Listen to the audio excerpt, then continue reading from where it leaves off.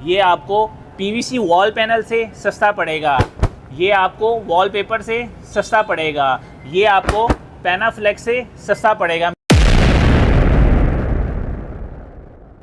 अस्सलाम वालेकुम जी। Dubai wallpaper house जो है पाकिस्तान में वॉलपेपर की, फैब्रिक वॉलपेपर की सबसे बड़ी शॉप है, जहाँ पे आपको मार्बल के सबसे डिज़ाइन जो हैं वो मिलते हैं। ये कपड़े में बनाया गया है, इसने ना टूटना है ना फटना है। मिलेगा कहाँ से? दुबई वॉलपेपर हाउस लाहौर से। लगा हुआ मैं दिखाता हूँ कैसा लगेगा। ये देखें जनाब, ये लगे हुए इसका इफेक्ट जो है वो इस तरह का आएगा।